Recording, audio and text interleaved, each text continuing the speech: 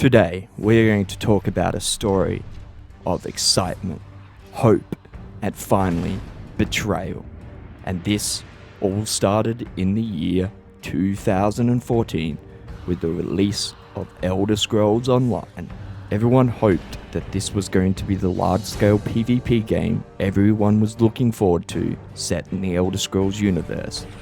But from early on, there was trouble with performance issues, bugs, and pay-to-win problems with the mount system.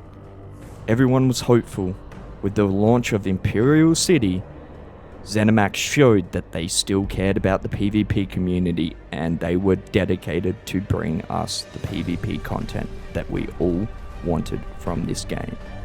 Going on from 2015, the dark days started for the PvP community. And skip forward to the present day. I wonder what's going on right now. Let me just check what's happening. Alright, I found a little thing from Rich. Let's check this out. We'll say thank you for the patch. You had more fun today in PvP, CR Bones. Good. Thank you for coming in and saying that things are better. Not shockingly, I've heard jack and shit from the PvP community. Okay, I guess that's a thing where the developers expect to be thanked for fixing bugs that they caused. Well, how we have got here, I have no idea. But let's talk about the future, boys and girls, and 3 ways that I think ZeniMax could give us cheap and easy PvP content. Let's get into it. So, first, and this is one thing that still to this day blows my mind that we do not have, is group duels. This gets talked about a lot. It's brought up in my streams a fair bit, and pretty much everyone just cannot understand how we do not have this yet. Fundamentally, I think it's because maybe they don't want to lag zones out, which is understandable, but there is a lot of specific areas that you could enable this, like housing, and also there's a cool place in Stormhaven, and there's a few others around the place. And, you know, you could just have this deactivated in major cities and all that, and just enable it to happen wherever. And when I mean group duels, the way it should be implemented into the game is simply 2 group leads initiate a duel like you do now. And as long as they accept, it shouldn't matter on the group numbers in the duel. So it shouldn't matter if it's off, like one side's got 5 people more than the other. Because I think it would be really cool for, 2 people to take on 12 people. If they're better players and they're trying to teach maybe some not so good players or something like that. There's a lot of circumstances where I could see outnumbered fights being a handy thing to be able to be done. So yes, this couldn't be very costly for ZeniMax to implement. Surely not. I'm not a game developer, but the basic systems are already in the game. Second thing is, and maybe ZeniMax thinks whenever they think about making us new content that they need to design us new BG maps and design whole new areas for us to be happy. That's not true. There's a lot of amazing areas in the game and a lot of game assets that could simply be reused and turned into PvP locations.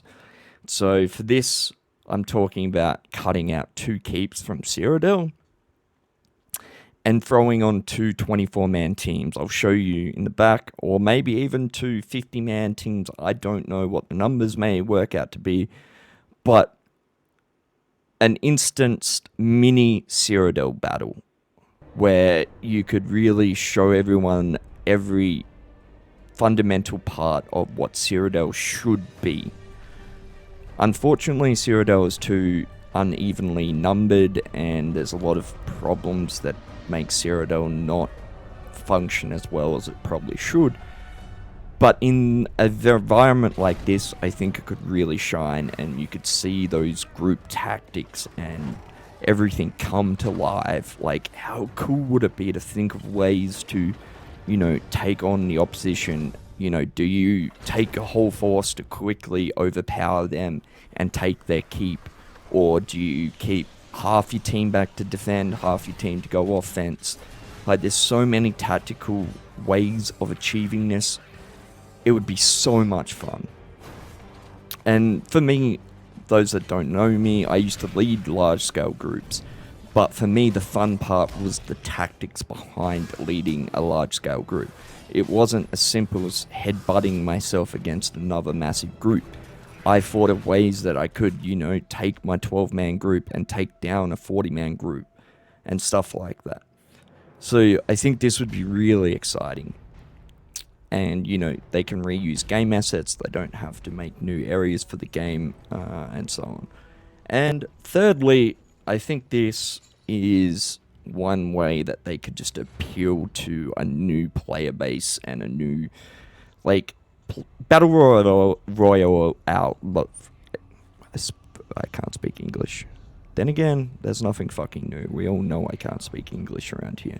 But Battle Royales are the hot thing. They have been for a while. Everyone loves them. They're a lot of fun. To be that last person standing is just such a great feeling. And in Deltia's video, he brought up reusing IC and modifying IC. I think IC, if you'd have to modify it quite substantially to, work the way he wanted to. But a cheap way of achieving this is literally use one of the PvE zones or areas in the game that you've already spent all the time and money coding and designing, and just throw 50 people on that map and go, there you go. Last person stands. That would be so cool. And, you haven't really had to code. You haven't had to make a battle system. You haven't had to code any areas. You're literally reusing all existing game assets in the game. And I'm not a game developer. If you are, let me know in the comment section if I'm exaggerating how easy this would be to do. But to me, it feels like it's something that a couple people in a few days could achieve. And I might be overselling it, but as I said, you don't have to design anything. You don't have to make any game systems. All you would have to do is make it so you die, you can't respawn or something. There would be a little bit of coding, obviously. So once again, if I'm overselling this and making it seem too simple, then I do apologize. 3 easy ways. And really quickly, before we go, an excuse that I always hear when people defend ZeniMax, and, I swear ZeniMax himself have already kind of hinted at this before, that, PvP doesn't make them money. And this is an argument I see all the time. And I think it's not true. For one, the PvPer per head would spend just as much money on crowns than any other PvEer. We are actually more likely to spend money on mount upgrades and skill lines and stuff like that. And you got alliance change tokens and race change tokens. A lot of us do not want a PvE, sorry. So if we're given an option not to PvE, we're going to take that option generally. So to say that PvP does not make them money is simply not true. Now, obviously, there's a lot more PvEers, so overall, they probably do make them a lot more money. I'm not arguing that factor. But you look at all the biggest games out there, and all the biggest grossing games are all PvP games. Fortnite. So saying you can't monetize PvP is just the stupidest statement I've ever heard, ever, from anyone. And siege skins. This was my idea. Siege skins, or maybe someone brought up in stream. I don't know. We've been talking about this in stream for a fair while now. But bring out siege skins. People go nuts for weapon skins. Why wouldn't they go nuts for siege skins? So if your excuse is you can't make money out of PvP, that's just a lazy, piss poor cop-out, realistically. But anyway, guys, let me know what you think in the comments section. Any cool, cheap ways of them implementing new content, because at the end of the day, they're not going to spend money on PvP. Maybe if they realize they can spend fuck all money and, bring out some pretty cool PvP content, then potentially it's something they'll consider. Anyway, I love yous all. I'll catch yous in the next one.